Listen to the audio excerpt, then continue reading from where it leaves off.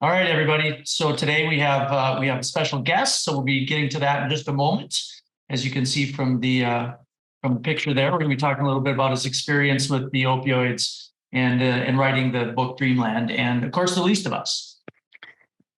All right, so things coming up, as you can see next week. Actually, you'd be interested in suitors, which is all the new data in Minnesota. We have the state coming back to do that. It will be fresh off the press. We will be the first to learn the data, skipping Thanksgiving. And then we have the Minnesota Prescription Drug Monitoring Program coming on for a few weeks. And then Ted Hartwell coming back to us from Nevada to talk more about gambling. All right, remember there's free CME. Everybody knows that. Please, we'd love it if you turn on your video today. The more videos on, the better today. And just remember that you have to fill out the form when it comes to you to get the CME when that gets emailed. And if you have questions anytime throughout the day, please chat them in or just brave it. We're going to have a ton of time for questions for y'all, so you can unmute later on and ask them or chat them, and we will ask them for you. But feel free to do that. Again, if you ever have questions, you have our cell phone numbers. You can give us a call if you have a tough patient or something that you need to get a little help with. Remember, Erin is also available. Her cell phone number's there as well. And the Addiction Connection yesterday was part 2 of the perioperative information. I don't remember the exact topics on it. It's just perioperative, so you can find it there. All right. So with that, this is super exciting for all of us. Obviously, the author of Dreamland and The Least of Us, and I'm going to point out the green screen. Usually I find a random holiday, like today is National Eat Tacos Day or something is what's behind us. But for those of you who, most of you, because you feedback to me on this, but this is actual Dreamland from Ohio. That's talked about the very beginning of the book Dreamland. So it no longer exists. It's a parking lot in like a auto parts store, I think. Exactly. But super cool. You can find it. So everybody meet Sam, and I'm going to say it, Quinones. That's it. Correct? Yes. Thank you. So it's all yours. Okay. Well, thank you. It's great to be with you. Where am I supposed to be looking? I'll just look at the screen. Okay, fine. I don't even know where to look. Honest to God. Anyway, thank you all very much for taking time out of what I'm going to assume is extraordinarily busy days, and talk a little bit about Dreamland and mostly about The Least of Us, because I think that's kind of what is really happening now. And I assume if you're in this profession, you've been probably even more drenched in the opioid epidemic than I have. So I'm not sure what basically, I think the remarkable thing that I'll tell you just personally about Dreamland is when I was writing Dreamland, here we go. When I was writing this little thing right here, oh man, this is great. You got like, it's all bent out of shape. I love that. That's cool. I love, yes, I love this. You see my book beaten to hell. Really, no, it's cool. I love that. I like that a lot. Anyway, when I was writing Dreamland, this was 2013, 14, I was struck by the fact that I could not find anybody, families with addicted loved ones, to talk about it. It was a remarkable thing. I did not expect it. I had been a reporter during the crack years, a crime reporter. That's basically what I do. I'm a crime reporter, I consider myself. And in Stockton, California, during the crack epidemic, and you didn't have any problem finding people to talk about that topic because it was very public. It was very in people's faces. And this one was just, I was expecting that too. And then I come upon people not being able to, not wanting to talk about it, and hiding and all that. And so when I wrote Dreamland, I really was feeling very sure that nobody would read the book, because nobody, there was no, if you don't have the families involved, they're the ones who can best tell this story most poignantly, and they're not willing to talk. And so I told my wife, I think this book's just going to fail because nobody wants to talk about it. It was like this nationwide silence on this topic. And so I just went about my book and wrote the book and kind of made it to the finish line, completely exhausted, and published the book. And then what was striking was, as the book came out, I began to get these speaking invitations, and I was like dumbfounded. I could not imagine that anybody wanted to talk about this because of my experience during the couple of years. And sure enough, people were like, after a while, it'd be like one after another, after another. Meanwhile, my publisher was saying, we need another book. You need to write another book. And my little brain was really just packed with dreamland stuff. I couldn't fathom writing another book at that time. I knew it was about a big issue for the country, and community destruction is really the root of it all. Our desire for easy answers for complicated questions, also part of the mix. But I was just exhausted. But also, I couldn't imagine. I told him, I think Dreamland said it all, because I can't imagine what could be worse than heroin.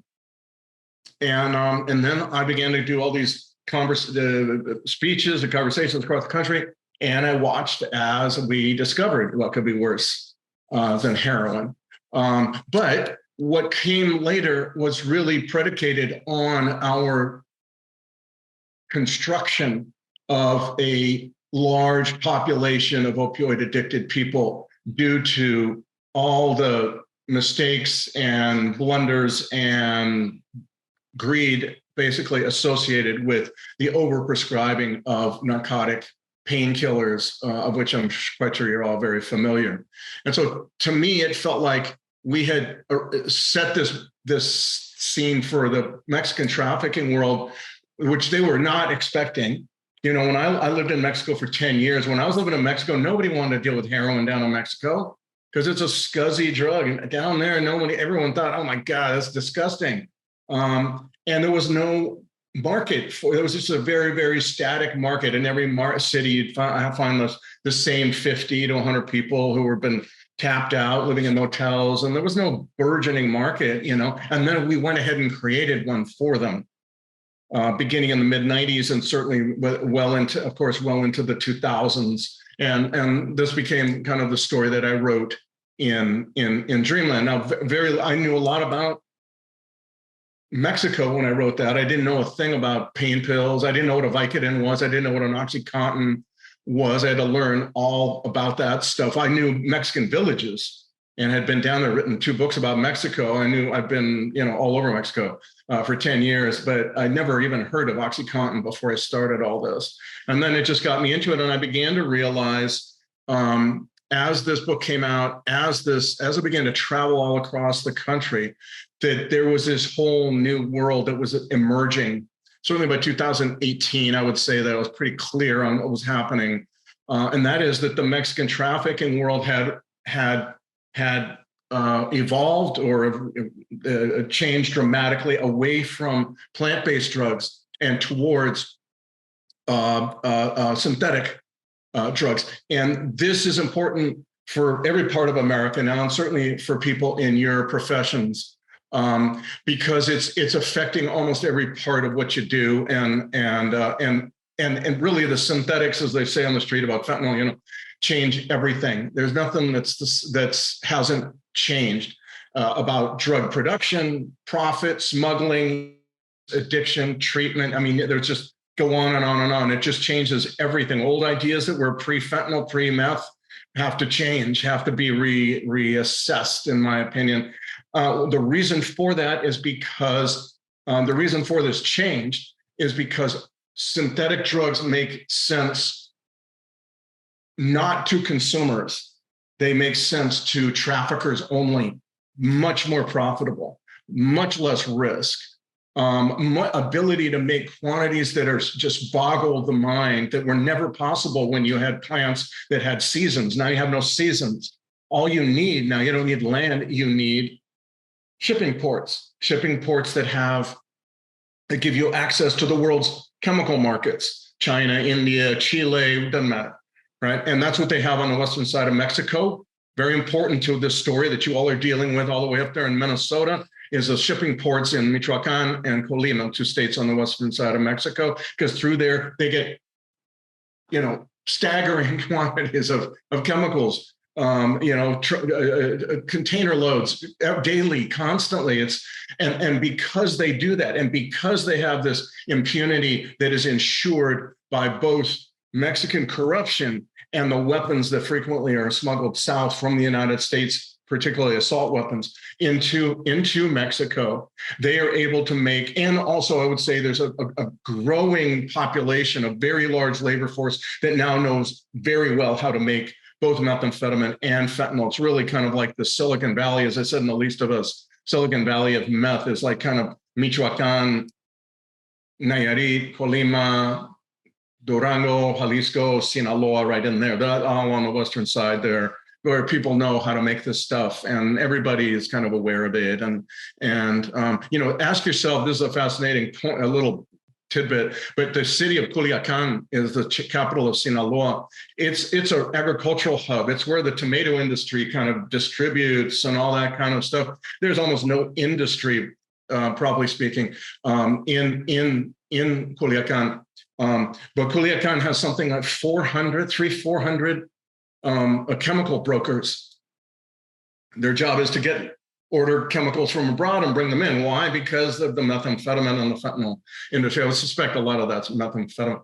Anyway, they have been, because of this, they have been able to make quantities that just simply stagger and are covering the entire country, which has never happened before. One source has never covered the country with one drug, unless you're counting the pharmaceutical industry with the opioids, which is another whole topic, of course, that I dealt with in Dreamland. But illicit source never has done that with one drug, let alone two. Now they've done it. They have meth and fentanyl in Maine and Vermont, and in LA Skid Row, and up in your area, and all across the country. So you have this. You also have. Historians would talk about the opioid, the cycles of drug use in America, which goes from stimulants to depressants back to stimulants every like 10, 15 years, right? All that's gone. There's no cycle anymore. It's stimulant and depressant everywhere. It's flatlined, the cycle's out. How long that'll last is not for me to say, but that is what's happening now. I also think that of course, fentanyl is the deadliest drug we've seen, mixed into a lot of other drugs. Why? Why do they put it in cocaine? Why would they put it in methamphetamine? Why would they put it in marijuana? So why would they put these little pills that look like Percocets or whatever, or oxycodone generics? Well, part of it is because they make so much of it, they got to find new packaging methods. But the other part is that, particularly at the lower dealer level, when you add fentanyl to cocaine, say, you get a full-time daily fentanyl opioid addicted customer, and you have transitioned a person who is using cocaine maybe occasionally, maybe every week, but can take time off, to a person who can't not stop buying because of the opioid withdrawal, the withdrawals and all that. And so it's an expansion, it's a customer expansion move, and essentially to add fentanyl to whatever it is you're selling. And they learned this with heroin early on. And now, of course, there's almost, I don't know about in your area, but I would say in most of the rest of the country, you don't see much heroin at all. I think we're probably like a year or two away from seeing no heroin at all on the streets of the United States. It's an amazing idea, but brought on because of the staggering supplies. It's all about supply creating demand. This is not about what customers are demanding. No heroin addict ever wanted to be transitioned to fentanyl. Fentanyl, you got to use it all day long. If you're in anesthesia, you know fentanyl is a great surgical drug because it takes you in and out of anesthesia very quickly. That's a torment for users for the same reason, because you're constantly having to face the prospect of withdrawals right over your shoulder every 2 or 3 hours away, and you kind of constantly keep using. And of course, every use is a game of Russian roulette, because as they say, one of the things that's also changed is that there is no such thing as a long-term fentanyl user, street fentanyl user. They all die. Nobody lasts 30 years like I've met. You may have met also heroin addicts who have lasted that long. That does not happen with fentanyl. Everybody eventually quickly dies. And before that, frequently people are sent into mental derangement with methamphetamine. The methamphetamine I talk about in the book, I don't have probably time to get into the full story, but about 10 years ago, 12 years ago, they began making meth another way.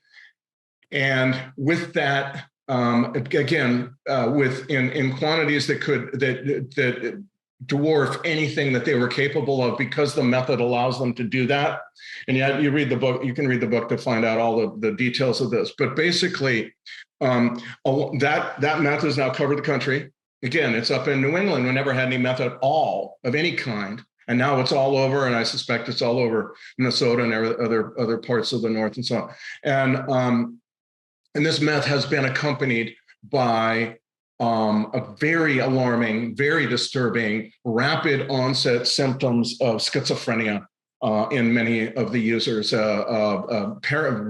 dramatic, scary paranoia, delusions, complete unraveling of people's lives, inability to really kind of comprehend what's going on in their lives, frequently homelessness. And then I believe very often that tent encampments, I think, and meth go hand in hand. And I think it's not a coincidence that we have seen tent encampments spread across the country beginning in about 2012 and 13, when this meth hit first in the LA, Southern California and the western side of the country. In 2013, 12, 13, 14, you began to see tent encampments explode. And I think that the reason for that is that tent encampments, unlike homeless shelters, meth kind of changed the nature of homelessness. Used to be, you'd be like walking around during the day and in a shelter at night. But on meth, nobody can bear to go into a homeless shelter, given that you're packed in with all these people. Everyone's a threat because meth has turned the world into this big threatening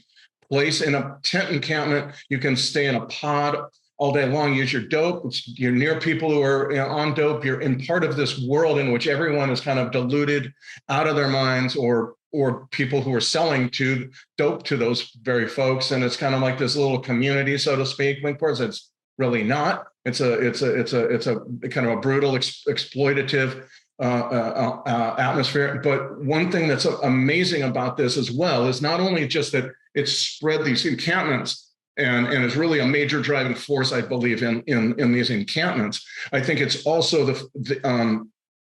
does a masterful job in blunting or squelching or redirecting our instincts for self-preservation.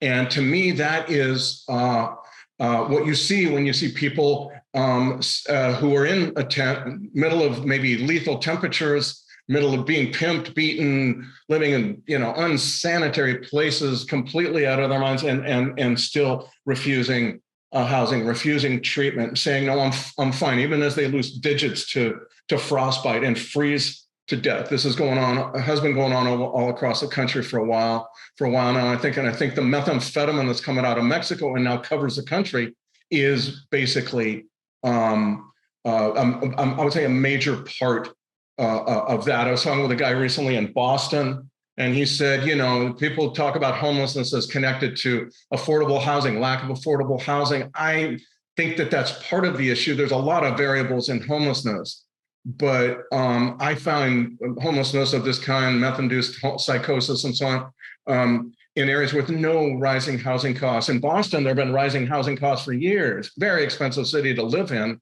There's only been tents there for a couple of years since the meth arrived in 2019. This according to a guy who's been a heroin addict and homeless for many parts of his life, now in recovery. And so I think several of the things that it's calling on us to question is the policy of just simply reviving people on Narcan. Narcan is an essential tool, needs to be as common as fire extinguishers in like restaurants and so on. It's an essential tool, but we need to also understand that, first of all, you can keep people alive momentarily, but nobody survives on fentanyl on the street. It's just not possible given the mixes, given the potency and all that kind of stuff. And also there's another thing that I think I've been reporting on lately that I want to write about a little bit more. And that is the fact that with every overdose that you revive from, which is a good thing. It's good to revive people on Narcan. Don't want to be misunderstood on this. But every overdose that you go through, you are having oxygen. Your brain is deprived of oxygen, and little by little, you're getting brain impairment. Sometimes very dramatically, sometimes not so much. But I would say that this is very common now that you are finding people. We live in a historic moment. We've never seen so many people overdose on an opioid. First of all, we've never seen so many people. Let's start with this.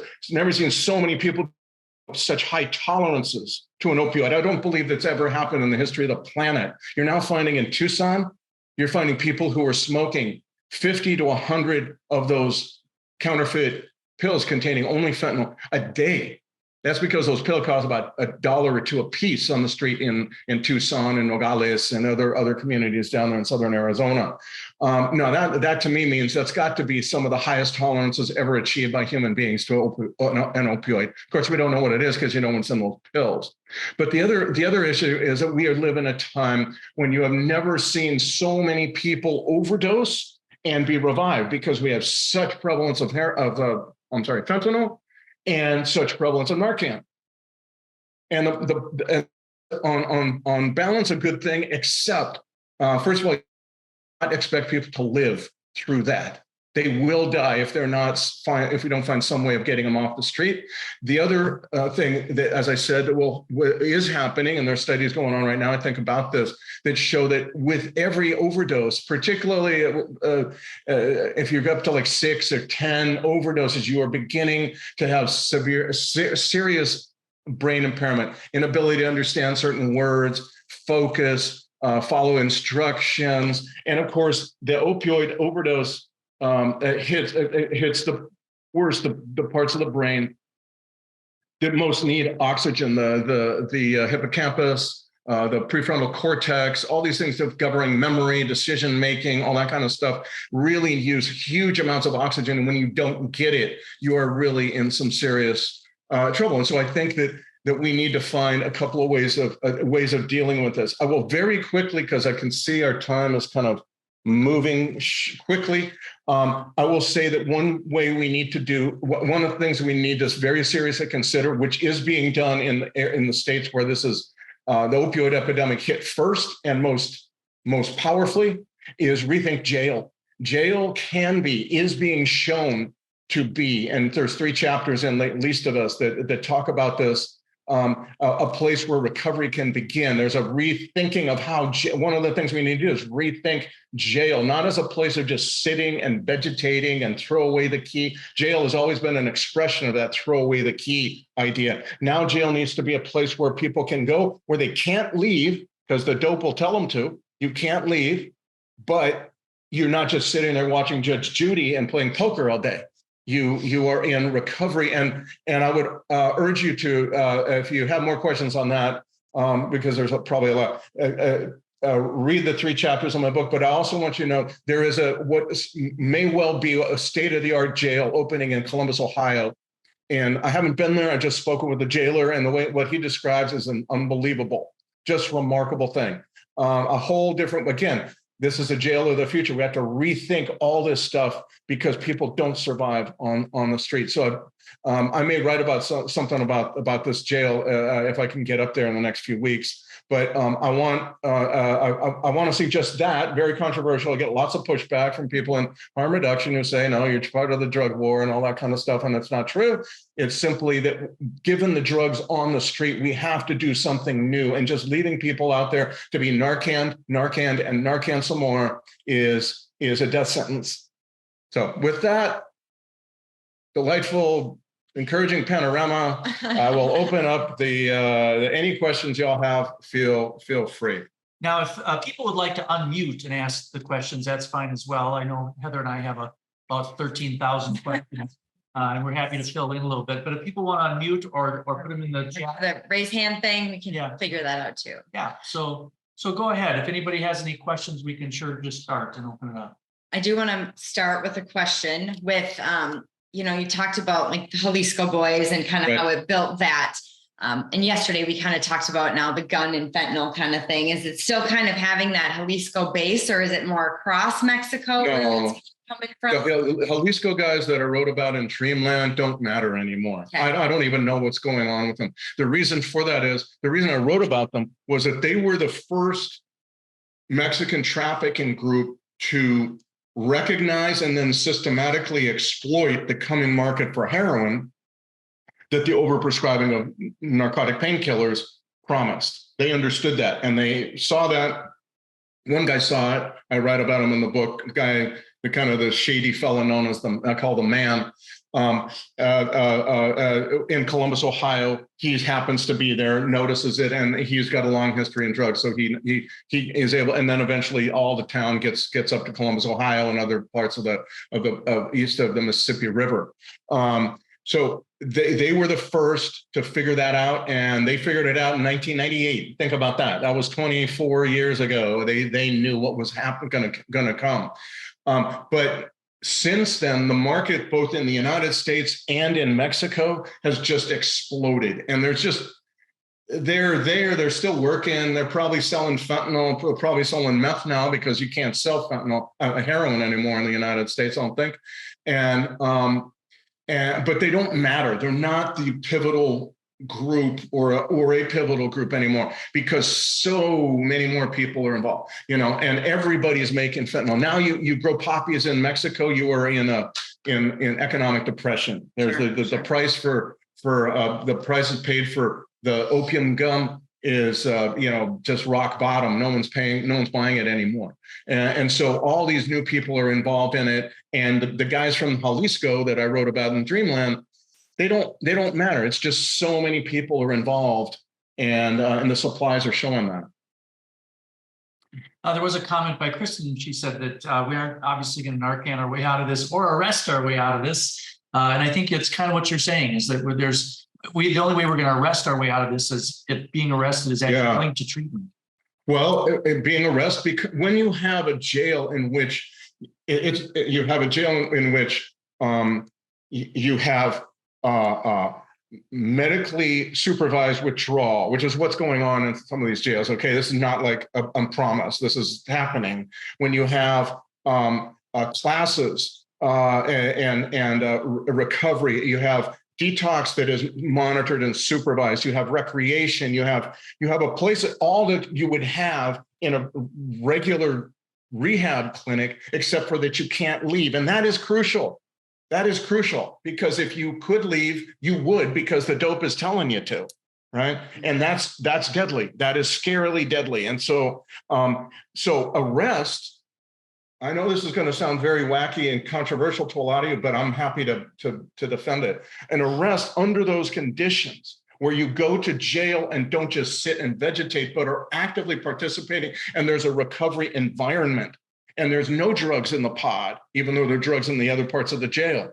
There's no weapons in the pod, even though there are weapons in the other part of the jail. This is happening, okay? Then arrest becomes an act of compassion.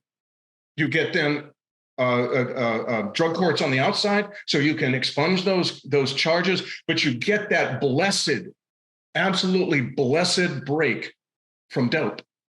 And to me, that is the only thing that matters now. The only thing, because everyone else will die. Mm-hmm. So an arrest for me in that situation, also very important, is then the continuum of care that continues on the outside. And this in the jails that I've been talking about, certainly the one I wrote about in The Least of Us, has social workers signing up for Medicaid, health insurance, drug treatment, and very importantly, dental care, which is essential to recovery. Getting your teeth worked on is somehow just absolutely crucial for your own self-esteem and this kind of thing. They are a medically assisted treatment. They sign you up for that, so you're on that before you leave. And they have a shuttle to take you to a nonprofit. The nonprofit totally redirected its entire mission to serve people coming out of this one pod in this county in Kentucky. And there's a whole lot more, but you get this very strong continuum of care that needs to be constantly strengthened. They haven't done probably of enough, but the idea is you start in jail where you can't leave, because the dope will tell you to leave, and when it does that, it's going to kill you. And so to me, this is like the this is the crucial thing. How do you keep jail pods safe from drugs coming in? You do it by the inmates running things themselves and being about, and you do it by people being booted when they violate the rules. when they're bartering, when they're conniving, when they're preying on people, weird sexual stuff, all this kind of stuff, they get booted. There's very strict rules of accountability. And when you do that, you give people a day when they get to the pod for the first time, opt in to get rid of all the dope, all the weapons, all the shanks and what have you. And after that, any dope on them, they're booted. And so you do find that these pods are not only the cleanest in terms of guns and I'm not guns, shanks and dope, but also cleanest physically because the inmates clean it themselves. So the pods certainly in Kentucky seems to be cheaper to run than the other pods, which you constantly have to be aware of, constantly searching for weapons, et cetera, et cetera, et cetera. And so to me, that's what the reality of fentanyl and meth on the street in such ghastly quantities is calling on us to understand. It changes everything. And one of them is we need to think of jail as someplace other than a fixed cause where you just throw people. And I think it's a healthy thing to begin that rethinking. I'm just there's somebody raising their hand. Will, do you have a comment, question? Sure, I got a question. Thanks a lot, everybody. Sam, I haven't read your books yet, but I just ordered a copy of The Least of Us, so your publisher will be happy about that. Thank you. Good. Thank you for these echoes. I love them all, but so far this is my favorite one I've attended. I guess I have two questions for you, Sam. Like, who are the best journalists who cover this issue that you would recommend the world follow, aside from yourself, of course?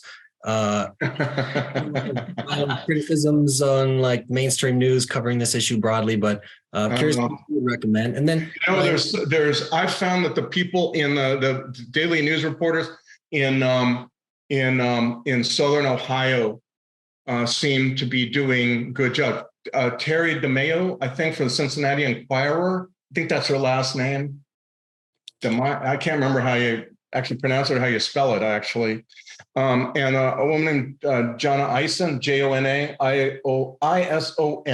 She is from a small paper. Now, I had not heard from her recently, and I hope she's still employed, honestly.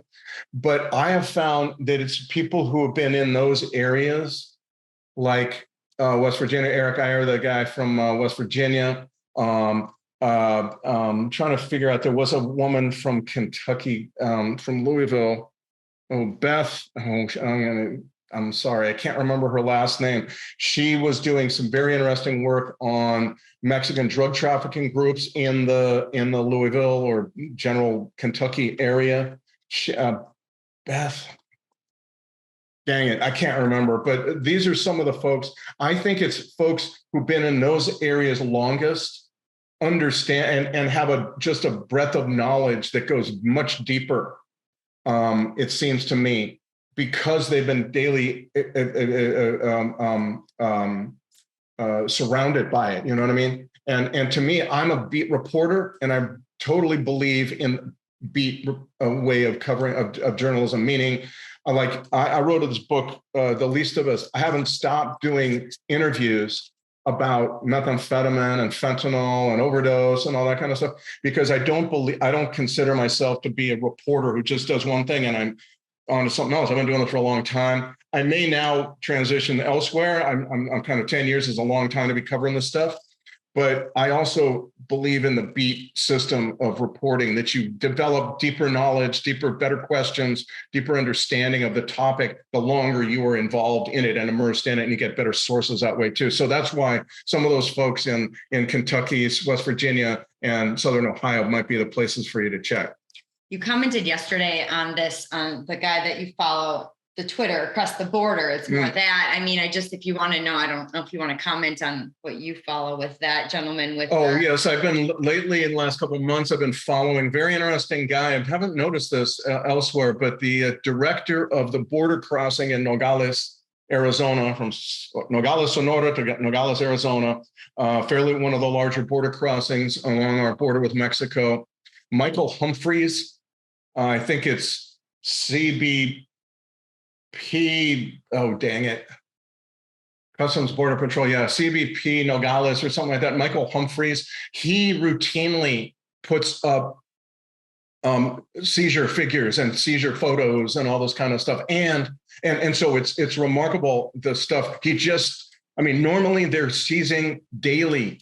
They're seizing 200, 300, 400,000 of these pills. That's just one border crossing, 1 day seizure. And that means that many more times that is getting across. The other day, a couple of days ago, he put up one that said they had seized from a 18-wheeler a 700, almost 800,000 of these pills in one truck. It gets kind of to the idea I was talking about earlier about this pure size of the supply being produced down in Mexico, which has as much to do, as much as it's about a drug issue, it seems to me very much like a national poisoning, honest to God. It just seems so much like that, honestly. And then also he puts up photos of guns. I've never seen another border crossing do this, but he puts up photos and info about the guns that they stop from going into Mexico too. And the gun trafficking in from the United States to Mexico is a certain kind. It's small scale, but it's constant. It's like little drops, all day long. So you get 3, 5, 8 guns with the little magazines and a few and boxes of ammunition. You're not getting trailer loads of guns going south into Mexico. It's far more like a car will have a few guns in it, that kind of thing. And he will occasionally put that up. So if you want to watch a kind of one slice of what's going on at the border, I find his Twitter feed, CBP Nogales, Michael Humphreys, to be very, very interesting and informative and real time. You get the day of or 2 days later at the most. So you get a kind of an idea of what's coming through. Say, Charlie, did you just want to ask your question? I find it interesting, Charlie, just before you ask it's kind of that progression from the pills and heroin into the fentanyl. Yes. It's kind of what we were talking about. But Charlie, do you want to speak to that? Well, I mean, I was asking about, I have a lot of questions. I would just, I wish I was with you so I could just keep bending your ear. But I was asking about xylazine, but really more so than xylazine, just like what you see on the horizon. Because in Minnesota, xylazine hasn't hit, but we know it's coming. Right. And then what else is coming? I mean, if once it's beyond fentanyl. Is there such a thing as beyond fentanyl? Yeah. What does that look like?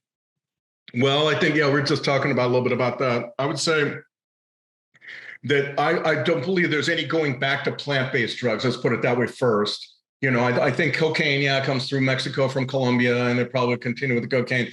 But out of Mexico, I think the trafficking worldwide is aware now that growing your own poppies is kind of like such a waste of effort, such a pointless thing. In fact, the people who are growing their own poppies are probably going to be selling it to the legitimate medical morphine market. That would be actually a very healthy thing. On the other hand, a lot of them may switch to fentanyl now.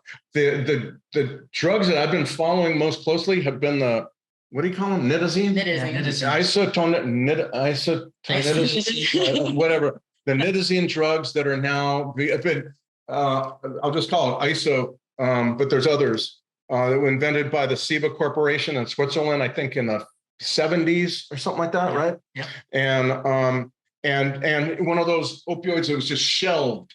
We made this thing. Can we make it work commercially? Actually, no, because it really depresses the respiratory system. So maybe we can't. So you put it on the shelf, and then 40 years, 50 years later, whatever, some guy that the Sinaloa drug cartel or the Chinese have figured out, have employed, has access to that chemical market, that chemical literature, and boom, they come out with this stuff. And so you begin to see this. The first death from the ISO drug was in Cedar Rapids, meaning Chicago. In 2019, and went to Chicago. Then you see it kind of fade away, then come back, and it's unclear to me where it's coming from. I don't think anyone I've talked to knows where exactly it's coming from. Could be Mexico, could be China, but whatever the case, it seems to be just much stronger version, much stronger than fentanyl, and requiring a whole lot more Narcan to revive people from xylazine. I confess, I don't know much about it. I'm like dog paddling just to keep up with some of the stuff here, and it's at times it's like it seems like an impossible feat for one reporter to do. But so you all may have better beat on xylazine. That's Dr. Andy Baker. He's a medical examiner in Minnesota, so I'll put that into perspective for you. Oh wow, great! Yeah, and all my love for medical examiners. I find them to be just one of the great jobs of all time. yeah, I don't know if Dr. Baker, if you wanted to comment on that, what your experience has been. Can you all hear me? Yeah, perfectly. Okay, I'm not going to turn my camera on because I was watching most of this echo on a treadmill and I don't look my best right now. But Mr. Quinones, I'm a huge fan of Dreamland. Thank you so much for writing that. It's so important for the medical examiner community of how we got into the pickle that we're in. We've had a handful of xylazine fatalities in the Twin Cities metro area, and the ISO drug that you mentioned, and the one that's very similar to it, we've also had several fatalities involving that as well. So those are in the area. Yeah. Well, thank you very much for your kind words. I love medical examiners. I've done a couple of stories on them and interviewed people, and there's always great stuff to learn from medical examiners. I find it to be a fascinating job. Yeah, and I think that we're just gonna. I think for example, in the Knoxville area, the medical examiner's office out there in Tennessee said they've had 60 deaths to the ISO thing. I'm not sure in what time frame. It might be a year, but actually don't quote me on the time frame on that. It's just that they seem to be seeing it. And again, this is going to be like very regional, which is what fentanyl was initially, right? It was all about fentanyl came first to, like, as I say in the least of us, came first to like the places that already had a problem with opioids. So Akron and Cincinnati and Huntington, West Virginia. And then that's when the Chinese were sending little of fentanyl through the mail. And then the Mexicans figured out how to make it, and it exploded. It went east and west, and it arrived in Ohio, say 2013, 14, 15. And by 16, it was fully involved. The state was fully involved in it. And fentanyl came to California, where I'm from, 2018, really 19. By 19, I think it was pretty much there. And 2020 was a bad year for fentanyl. So it just kind of, but I think something like these drugs may, I think the reason that they are only seen and sporadically in hotspot here and then it fades and a hotspot there and then it fades is because no major manufacturing force a la the Mexican trafficking world has figured it out and has, and it's not taken over like meth has and fentanyl has. Everybody knows how to make it. Everyone's producing it. Everyone's got chemicals to make it. And keep in mind too, here's an important point that I think you need to understand about the Mexican trafficking world. They are not cartels. We call them cartels, but a cartel like OPEC reduces supply to force price up.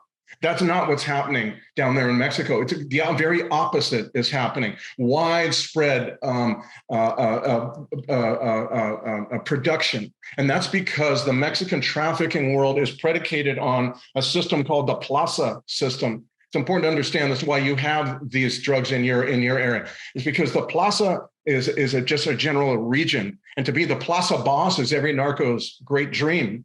So you become the Plaza boss, and the way you make money from being the Plaza boss is by selling permission to make drugs in your plaza, in your little regional area, whatever that has. And then there are larger plazas too. But it's a very common thing. The other way you make money now with synthetics is not only do they pay you or give you drugs, money and drugs, usually some combination, maybe weapons too, in order to produce in your area, but you also sell them, you make a deal where they only buy the chemicals from you. So you get two incentives, both of which incentivize mass production, expanding production, not reduced production. If there were some kind of deep, big kind of top-down control, something like a Microsoft of dope or something like that, you would see the production reduced and the prices go up, but it's the opposite. And so it's very important to understand what you're seeing when you see meth hit hit historic lows, and fentanyl everywhere, and mixed into all manner of ghastly combinations. It's a reflection of the fact that while there is control, it's not that there's no control. It's just when it comes to production, all the incentives are about more production and not restricting production like you would. As I studied in economics when I was in college, the cartel, restricts production to move price up. That's the opposite. That's not happening there. And that's why you have both these drugs. That's why we've flattened out those drug cycles, is because the supply is so vast. And it's largely due to that process system. Go ahead. I'm going to comment, just piggyback on that, because there was a question before about what can be done, or what do you use to kind of help get. We have a lot of people from the state on here, and they hold the purse strings. And then you have all these legislators and all of these things who don't have that same education. And with this system, obviously being very different than the cartels, like, where do you begin? And the jail thing, we have jail nurses on here who can speak to different levels within our state. Yeah. But how do you educate to make a difference? I have to say this, and I know this has become a kind of also not a terribly popular perspective, but I really believe that, again, this is supply creating demand, in my opinion. And it's largely so because both countries have sat around doing nothing, basically, about this. We've done nothing about the guns going south. And believe me, every new record low of methamphetamine prices is attributed to, partly possible because of all those weapons going south. That just gives them impunity. Mexico has been completely derelict, unbelievably, scandalously derelict in the way they have not done anything really to reform their criminal justice system, to do all kinds of things that they absolutely know they need to do. And this current president is right at the top of the list of people who's done absolutely nothing. And what's your sense of the reason why? Man, you would need a whole hour to talk about. When I was in Mexico, it's a very complicated thing having to do with history and so on. And it's very easy. The populist in the Mexican populism in the Mexican political system makes it easy to say, well, the Yankees stole our land and all that kind of, why should we collaborate with them? All of that is part of it. But I have to say, by now, it seems to me that there's just rank toxic corruption in infusing the entire much of the military, much of the police system has to do with a lot with unwillingness to actually invest in local police any more than absolutely necessary. All of this is why. And then you elect someone like Andrés Manuel López Obrador, who, to my way of thinking, is almost not coherent. If you listen to his press conferences, you think this man is not in charge of his mental faculties, basically. So, and I think he's also definitely deeply indebted to the military. They are kind of calling his shots, and parts of the military are quite corrupt. So however, even so, I do believe that there is a absolute role for these countries to work together, to find the ways of working together. You just have to do it. You have to begin to invest, and it has to cross administrations. Just 4 years is not going to do it. It has to cross administrations, here and in Mexico, which is a 6-year term instead of ours, which is a 4-year term. So I just wish that we would begin that process. I wish there would be a real recognition of Mexico as an important relationship, equal to England, equal to Japan, equal to other countries, and that we need to understand. I wish we would have a Minnesota congressman who knew what the 6 border states from Mexico to the United States were. Ask yourself if anyone actually knows that, and most congressmen have no clue what those states are. It's just that basic knowledge of the country, instead of this kind of idea, it's all coming from immigrants. I'm telling you, there's issues related to Mexican illegal immigration from Mexico and Central America and other parts of Latin America that are very important to DACON, but they don't have much to do with the supply of drugs. That is not where the supply of drugs are coming back to people's bodies. You know, you don't get the quantities that we're seeing today by people. That some of that happens, but it's not the majority. Most of it is coming through in trucks because we have free trade, and they have no chance of checking all those, even a significant percentage of all those trucks and cars coming back and forth, millions every year. You know, you just don't have that ability right now. So we have to do something about the supply. And I know people say, oh, that's just the drug war. And I'm saying, here's the thing on that. We have never had a drug war. Read a book called The Dope by Ben Smith, British historian, which I found to be excellent. It will show you that we have never really had that combined collaboration with Mexico. And in fact, Mexican government officials have at times been tantamount to the world's largest drug traffickers. The agencies of the Mexican government helped the cartel system be born, and that's very clear. In the 1980s, what was going on. So I think we need to rethink that. We need to understand, and we need to make that part of the collaboration and the conversation that we have going on between us. Yeah, you know. Clearly, that's kind of a long question here. I don't know if Heather, you want to kind of I'm trying to summarize it. But, you know, I'll ask a question in a moment. But, you met a lot of families who were badly affected by the opioid crisis. Is that kind of where the passion comes from? Do you think that was? No, well, yes.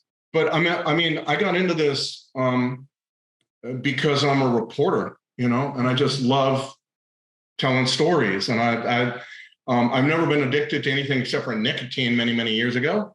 I have nobody in my family that's been addicted to any of these drugs. It's not a personal kind of thing. But, I find journalism the most exciting, fascinating work that anybody could possibly do. And so I get into it, like, it's an immersion profession. You immerse yourself pretty much like what you guys do, I'm quite sure. And so it seems to me that I just like consumed by it, I guess. I guess that's the main way to describe it. But I kind of get that. Well, and you said you're doggy paddling, understanding this, but your understanding is greater than, Well, it's my understanding has evolved. I mean, I didn't understand it. I didn't really know. They gave me Vicodin when I was in 2009 for an appendix operation. And as I was leaving the hospital, I didn't know what it was. I thought it was Tylenol. I thought it was like glorified Tylenol. And they say, take as needed. They give me an enormous bottle like that, 60 pills. I'm walking out with like enough to addict me and destroy my life. And I don't like taking pills. So I took 2. And I put the others in the back of my medicine cabinet and forgot about it until I got into this Dreamland project. And I go, damn, I think I got that somewhere. And I found it again. And, it just, that's the lack of knowledge that I had. But the great thing about journalism is not that you're going to write about what you know. It's that you're going to write about what you don't know and are going to find out all about. Right. That is the exciting part. It's a complete life of exploration. That's what I found it to be anyway. So I just truly love it. So this question has to do with, someone who's treating patients for opioid use disorder with whether it's methadone, Suboxone, all of those things, yet still fentanyl, and how, if you start working on this whole Mexican fentanyl thing, but it can be made anywhere. It can be made anywhere, but not everywhere has a 2,000-mile border and a free trade agreement with the United States. Sure, you can make it anywhere, and they make it in China, or they used to make it in China, other places, India, for sure. But you're never going to get the kind of staggering, devastating supply that we now see coast to coast from anywhere but Mexico. Now, the Mexicans can import it, sure, but that's a whole other level of complication that they got to go through. Again, the drug war, people say, well, what's the point of the drug war? Because we're never going to eradicate drugs. No, we'll never eradicate drugs. We will simply make the consequences of it high enough. They never, and that people will we'll keep on lopping off those heads. I don't think that's a problem. I think that's, the real problem is when you don't have a drug war. And that's what the problem is in Mexico. We have never had a Chapo Guzman in the United States. Mexico's had several, Chapo being the main one, but there's numerous others. people who have grown so large and so vicious and moneyed that they can corrupt vast institutions, whole states sometimes. People need to understand that that is what happens when you don't do anything about it. When you have this, when I was in Mexico, there was this so-called regla no escrita, an unwritten rule in which the traffickers would not bother civil society and just keep their business to themselves. Yeah, right. That began to break down totally when I was there, and they began to all these traffickers began to kidnap people and stuff like this. And that's the problem. You can never trust criminals to just stay to themselves. They will always bend those rules. They'll always find some way around that. And the truth is, Mexico has had Chapo Guzman and others just like him, Juan Garcia Abrego, Osiel Carnes Guillen, the Arellano Felix brothers out of Tijuana. I mean, these guys are all devastating to the civil society in which they live, because they were allowed to grow. There was never any serious attempt by law enforcement to rein in the power of these guys in Mexico. Now, a lot of those guys are either dead or in prison, but it took so much for them to do that. Instead of lopping those guys off when Chapo was like a mid-level marijuana dealer or a cocaine dealer, we wait until Forbes lists him as the 77th billionaire in the world. You know, that kind of thing. You got to get these guys early, and that's frankly what we do very well in this country. Is the drug war to end drug use in America? No, that's not law enforcement's job. That's another job which may or may not be successful, which we absolutely need to engage in. But we don't. But to say that where the drug war doesn't work, no, it works pretty well. We've never had, we've had a lot of people go to prison. I'm sorry, they shouldn't sell drugs, But the other thing is, they're never of the sort that can grow to such a vicious and a powerful position that they can corrupt whole police forces, whole government agencies, that kind of thing. And that's definitely what Chapo was doing. That's what the Arellano Felix brothers were absolutely doing in Tijuana and Mexicali, on and on like that. So this comment, I'll summarize this new one that came in, and Sarah, Kurt, and I were actually talking about this too, but is the impact on the healthcare system. Yes. Those of us on here, and then the families, we have a lot of family members on here of people who have died of opioid overdoses on this call right now. Sure. And so it's that fight, but on the healthcare system and on all of us who are like, with what you're saying in this, it's so far out, like, what do you even do? How do you begin? How does the healthcare system handle this? People are bringing drugs into the hospitals. Yeah, I know. And oh man, I mean, you can't answer that one. Yes, as a reporter, I try to be as humble as I can. If it's something I've thought a lot about, and then I'll try to answer it. And I've thought a lot about some of the stuff. On the other hand, there's enormous systemic answers have eluded me. And I'm not sure sometimes what to say about some of these questions that I get. And I feel for people. I know they're working so hard. I know it's such a brutal thing to constantly see this stuff over and over and over in ERs or what have you. People doing endocarditis treatments and then getting dope smuggled into the hospital and then having to start their endocarditis treatment once more. And, very, very expensive, just complete waste of money. I don't know. That's a fair answer. I don't know. We're in a time when people think because of CNN and Fox News, some of the most toxic influences in our culture, that every journalist has a damn opinion on every damn thing that's presented to them. And I'm going to tell you that I do have opinions on climate change and single-use plastics and all the rest and the Ukraine, but it's not something I'm going to talk about in public. It's my own personal civil American, my own ideas as an American and not as a journalist. Right. Okay, there's a lot of questions. I think people are just like overwhelmed like I am. I could go on. And so final questions, y'all, if you want to unmute or say anything, by all means. I have a very offhanded question to ask that's totally not directed at something specific. If they come back after you write something more about prisons, you know, I don't expect I will write anything more about prisons. And the reason I don't think I'll do that is because jail is the place. Prison is secondary importance. Yes. The reason jail is the place is because that's the first place where addicts interface with the criminal justice system. You can do some very good work by handling it there instead of waiting till the time when they've done numerous strong arm robberies or raped somebody or killed somebody, is home invasion, robbery, whatever. To me, it's jail is the place where this has to happen. And what's more, once you have these systems in place, I totally believe in the idea of arresting people for minor things. It's the mistake to believe that you can go after the big guys and leave the small fry, because the small fry are just beginning their drug use. If you have an opportunity to take someone who's just beginning drug use and to get that person into some serious treatment within continuum of care on the outside, that person may never graduate till. That's what they're finding in the Kentucky county, that once they got rid of bail, all these people that they used to really be able to influence now were they didn't see him anymore. And they did see him. It was just later.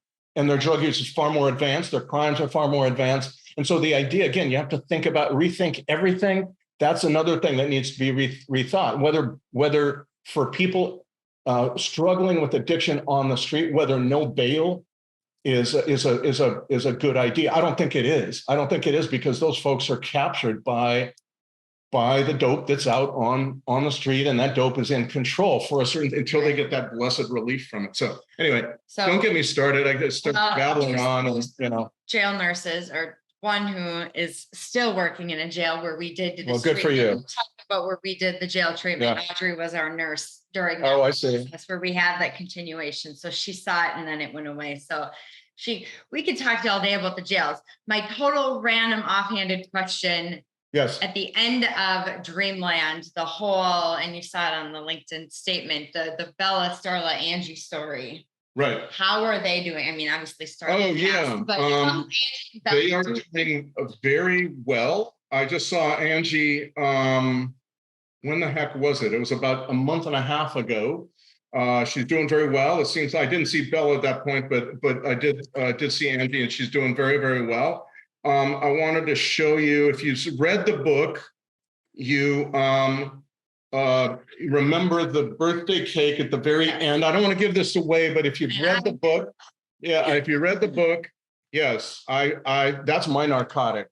When someone tells, I read your book in 3 days and I burst into tears at the end, I'm like, damn right.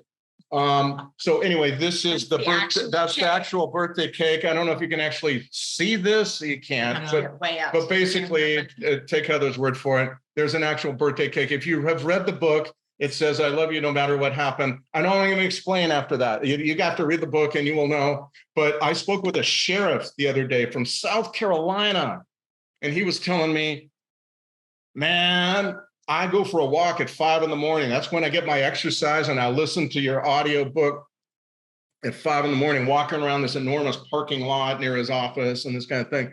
And he said, man, I got to the end of that book and I was walking around this South Carolina sheriff, big tough guy, and I just broke into tears, man. I was walking around that parking lot just crying my eyes out. And I was like, yes. That is that's what I'm after. I'm after complete breakdown into tears of Southern sheriffs. You know, you've scored major journalistic props and achievement when a guy from South Carolina sheriff's office tells you that. And I was like, thank you, man.